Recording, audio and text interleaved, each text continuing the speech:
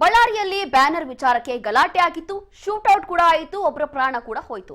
ಇದೇ ವಿಚಾರಕ್ಕೆ ಸಂಬಂಧಪಟ್ಟಂತೆ ಇದೀಗ ಮುಖ್ಯಮಂತ್ರಿ ಸಿದ್ದರಾಮಯ್ಯ ಅವರು ರಿಯಾಕ್ಟ್ ಮಾಡಿದ್ದಾರೆ. ಸಿಟ್ಟಿಂಗ್ ನ್ಯಾಯಾಧೀಶರಿಂದ ತನಿಖೆ ಆಗಬೇಕು ಅನ್ನೋ ಬಿಜೆಪಿ ವಿಚಾರಕ್ಕೆ ಸಂಬಂಧಪಟ್ಟಂತೆ ಪೊಲೀಸರು ತನಿಖೆಯನ್ನ ಮಾಡ್ತಿದ್ದಾರೆ. ವರದಿ ಬರಲಿ, ತದನಂತರ ಯಾವ ತನಿಖೆ ಮಾಡಬೇಕು ಅಂತ ತೀರ್ಮಾನ ಮಾಡ್ತೀನಿ ಅಂತ ಹೇಳ್ತಿದ್ದಾರೆ ಸಿಎಂ ಸಿದ್ದರಾಮಯ್ಯ.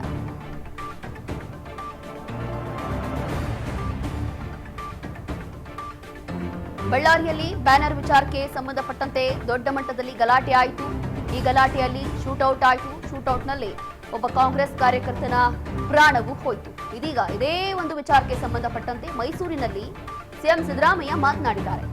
ಸಿಟ್ಟಿಂಗ್ ನ್ಯಾಯಾಧೀಶರಿಂದ ತನಿಖೆ ಆಗಬೇಕು ಅನ್ನೋ ಬಿಜೆಪಿ ವಿಚಾರ.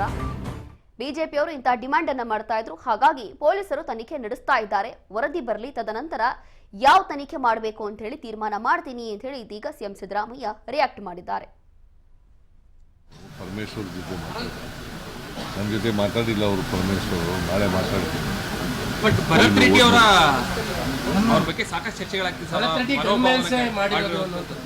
ಭರತ್ ರೆಡ್ಡಿ ಅವರ ಗನ್ಮ್ಯಾನ್ಗಳೇ ಮಾಡಿರುವಂತದ್ದು, ಶೂಟ್ ಮಾಡಿರುವಂತದ್ದು ನೋಡೋಣ. ಈಗ ತನಿಖೆ ಆಗಲಿ, ತನಿಖೆಯಿಂದ ಹೊರಬಂದ ಮೇಲೆ ಗೊತ್ತಾಗ್ತದಲ್ಲ ಸತ್ಯ ಏನು ಅಂತ ಹೇಳಿ.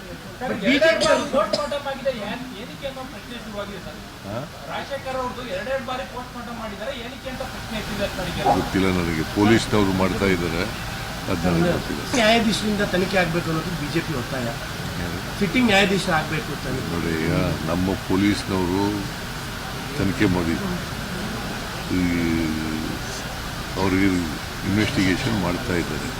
ಇನ್ವೆಸ್ಟಿಗೇಷನ್ ಮಾಡಿ ಗೊತ್ತಾಗಲಿ ಸತ್ಯ ಏನು ಅಂತ ಗೊತ್ತಾಗಲಿ, ಅದಾದ್ಮೇಲೆ ಮಾತಾಡ್ತೀನಿ. ನಾನು ಪರಮೇಶ್ವರ್ ಜೊತೆ ಮಾತಾಡ್ತೀನಿ. ನನ್ನ ಜೊತೆ ಮಾತಾಡಿಲ್ಲ ಅವರು. ಪರಮೇಶ್ವರ್ ನಾಳೆ ಮಾತಾಡ್ತೀನಿ. ಬಟ್ ಭರತ್ ರೆಡ್ಡಿ ಅವರ ಬಗ್ಗೆ ಸಾಕಷ್ಟು ಚರ್ಚೆಗಳಾಗ್ತಿದೆ. ಭರತ್ ರೆಡ್ಡಿ ಅವರ ಗನ್ಮ್ಯಾನ್ಗಳೇ ಮಾಡಿರುವಂತದ್ದು, ಶೂಟ್ ಮಾಡಿರುವಂತದ್ದು ನೋಡೋಣ. ಈಗ ತನಿಖೆ ಆಗಲಿ, ತನಿಖೆಯಿಂದ ಹೊರಬಂದ ಮೇಲೆ ಗೊತ್ತಾಗ್ತದಲ್ಲ. ನನ್ನ ಜೊತೆ ಮಾತಾಡಿಲ್ಲ ಅವರು. ಪರಮೇಶ್ವರ್ ನಾಳೆ ಮಾತಾಡ್ತೀನಿ. ಬಟ್ ಭರತ್ ರೆಡ್ಡಿ ಅವರ ಬಗ್ಗೆ ಸಾಕಷ್ಟು ಚರ್ಚೆಗಳಾಗ್ತಿದೆ. ಭರತ್ ರೆಡ್ಡಿ ಅವರ ಗನ್ಮ್ಯಾನ್ಗಳೇ ಮಾಡಿರುವಂತದ್ದು, ಶೂಟ್ ಮಾಡಿರುವಂತದ್ದು ನೋಡೋಣ. ಈಗ ತನಿಖೆ ಆಗಲಿ, ತನಿಖೆಯಿಂದ ಹೊರಬಂದ ಮೇಲೆ ಗೊತ್ತಾಗ್ತದಲ್ಲ ಸತ್ಯ ಏನು ಅಂತ ಹೇಳಿ.